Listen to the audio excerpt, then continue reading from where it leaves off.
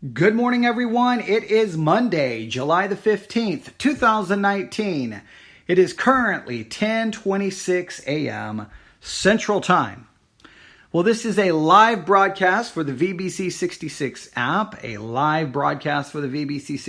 app, For those who will hear a recording of this, that will be posted all over wherever, anywhere I can find, wherever I post the recording of these live broadcasts. For those who hear the recording, please know that if you would like to listen to the live broadcast when they actually occur and everything else that we upload, everything else that we post, please go to the Apple App Store or the Google Play Store and download the VBC 66 app. All you have to do is do a search for VBC, which stands for Victory Baptist Church, the number 66, which stands for the number of books in the Bible, VBC 66, put that all together. No spaces, get the app. And then share that app with as many people as you possibly can. And do that today. All right. So, no. But yeah, there's my mandatory VBC 66 app. If I can speak right today, my mandatory VBC 66 app commercial. All right. My info commercial. That's what that is.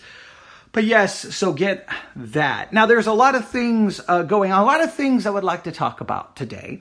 Yesterday was Sunday. And I have not posted any of the sermons from Victory Baptist Church yet, and I'm debating on what to do. Yesterday at Victory Baptist Church, we'll call that post-seizure Sunday, all right? It was post-seizure Sunday because somewhere late Saturday night, Sunday morning, I don't really remember when, I had one of my seizures. For those who do not know, I have a seizure disorder due to something that happened when I was in the military. They can happen at any time. And after I have one of my major seizures, it's hard to explain. It's hard to explain. It's like living in some fog, like for about 24 hours, like nothing. It's hard. Like you don't even really remember what happened. So I preached twice Sunday morning, and I don't really remember much of anything about it. So I know, I think Sunday school went halfway okay, because we were working on the Synod of Dort.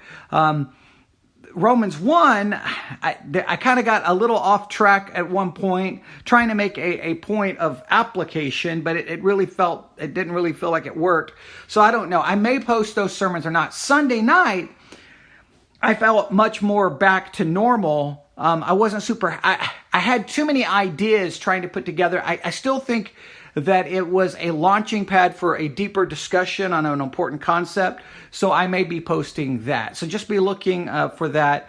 We'll see where we go with that today. But why? Why did I hit the go live button today? Why did I hit the go live button on Monday, July the 15th, 2019. Why did I go live? Well, I had a completely different plan, but this morning I saw a very interesting quote. Let me pull it up. Here is the quote that I saw. People often get upset when you teach them what is in the Bible rather than what they presume is in the Bible. Let me read the quote again. People often get upset when you teach them what is in the Bible rather than what they presume is in the Bible. Now, this raises an important question, and I think it's something that all Christians should consider and all churches should consider. And so before we get back to the quote, let me ask this, because I think this is really the important issue.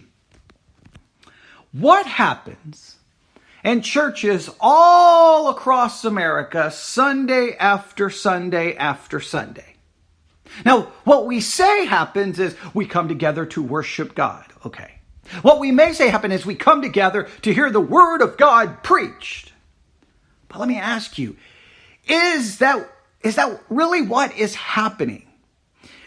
I think in many cases, the word of God simply is a device used in order to then teach self-help ideas, positive thinking concepts. I think in some cases the Bible's not actually being taught. The Bible's actually just being used in order for something, for a speech to be given. The Bible serves kind of as a tool used for the pastor to preach something that hopefully will not offend too many people, that will hopefully, and he'll surround the biblical text with stories, humor, maybe trying to make some pop culture reference, and the Bible really is not really the center of what is happening. Now, this is not true in every church, obviously, but in many churches, I just feel the Bible is simply like, we have to use this thing, right? I mean,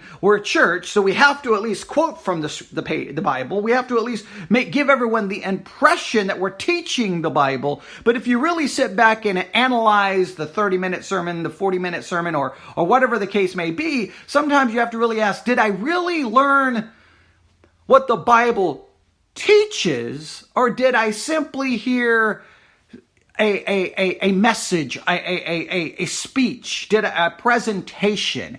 What actually occurs? I'm going to argue that in many churches, the Bible is not actually taught. And if it is taught,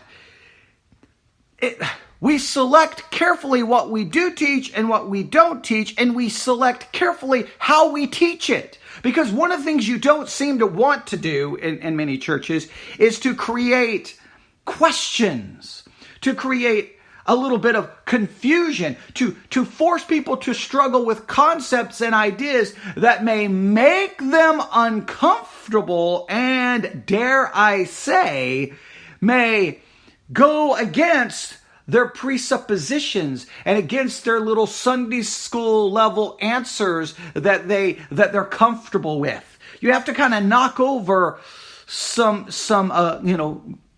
golden idols, right? Some golden calves, right? Like just as Israel, when they came out of Egypt, they built a golden calf, an idol to go before them, right? I think many Christians have created some idols of ideas and of beliefs. And when you come along and open the pages of the Bible and teach it in a way that challenges presuppositions, and you're willing to struggle with the reality of the text, it makes people uncomfortable. They want a 30-minute message with 3 points and a little bit of humor at the beginning, a sad story at the end to tug on the heartstrings. And then they want to get out at noon so that they can get to lunch. And I think in many times it's simply a game. It's far different than saying, okay, we're going to open up the pages of this book, and no matter where it takes us, we're going to ask tough questions. We're going to ask hard questions. And we're going to be willing to struggle. We're going to be willing to say, man, that's kind of, that's ugly. Whoa, I don't like what that says. I don't think that happens too many times. And when it does, it usually makes people uncomfortable. So my perception here of what I have seen happen in churches, I believe this quote is really getting to the heart of it. Let me read it again. People often get upset when you teach them what is in the Bible rather than what they presume is in the Bible. They have this idea of what's in the Bible, and when you come along and challenge that presupposition, right? I don't like it. I think we can honestly say many Christians don't really want to know what's in the Bible, and they don't want to really deal with some of the difficult questions that any reasonable person would have in reading the Bible, right? I mean, I've got how many Bible verses here? I've got 11 Bible verses, because I found an article that I thought was interesting. 11 Bible verses that turn Christians into atheists.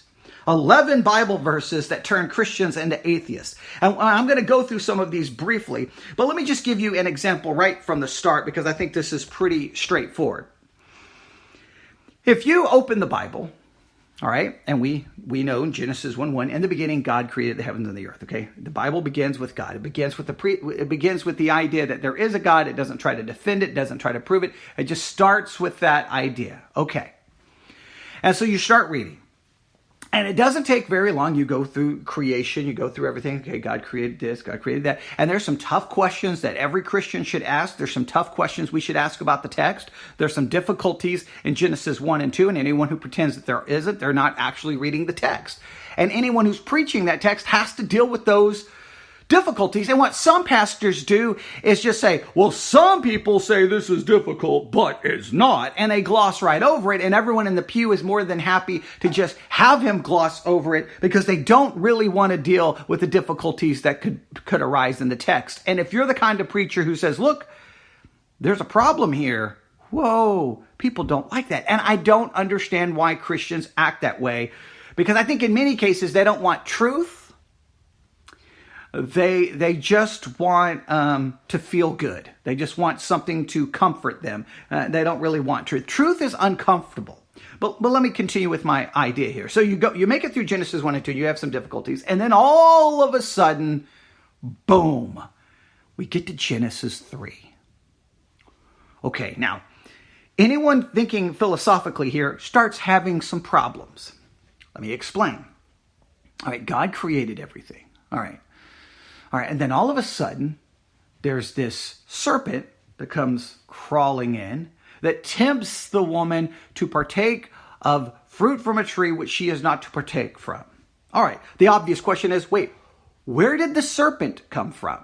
Obviously, created by God. Right? Obviously, right? God created everything. Okay. So I start having some issues here. Wait. Okay. And so we start doing some reading, comparing text to text, and we understand, okay, Satan utilizing the serpent. So it is Satan who's using the serpent to come and tempt the woman. Okay. Next question. Where did Satan come from? Oh, okay. Wait. Oh, okay. So we believe that he was an angelic being created by God. He rebelled. And then either his rebellion is involved in him tempting the woman, or his rebellion occurred prior to the temptation of the woman. He was expelled from heaven, and then he comes to earth. Now, here's some basic questions that every Christian, every good Bible student should ask. Well, wait a minute. If God created Satan, created Lucifer, he had to know what Satan or Lucifer would do. But yet he created him. Okay? Wow, that doesn't seem to make sense. All right, wait. If he rebelled prior to the temptation of the woman, right?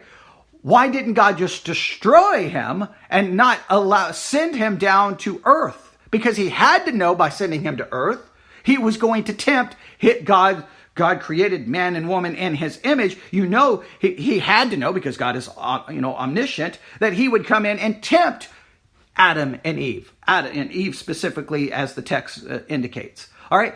Well, why would he not destroy him? Okay. Well, maybe he didn't want to destroy him because, you can make all kinds of arguments. All right. But if he allows him to come to the earth, why did he allow him into the garden? He could have kept him out of the garden.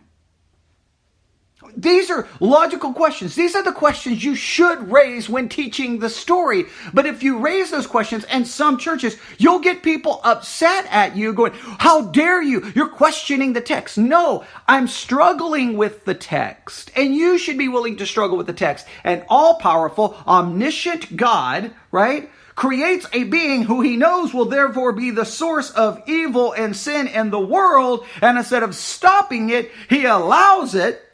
So therefore, we have to understand sin. This situation has to somehow be a part of God's eternal plan, eternal decree, and we have to struggle with it. This is the option. When you come to these difficult questions, you either embrace the difficulties and struggle with them, or you utilize the difficulties as a reason to reject it. Here's my view on things.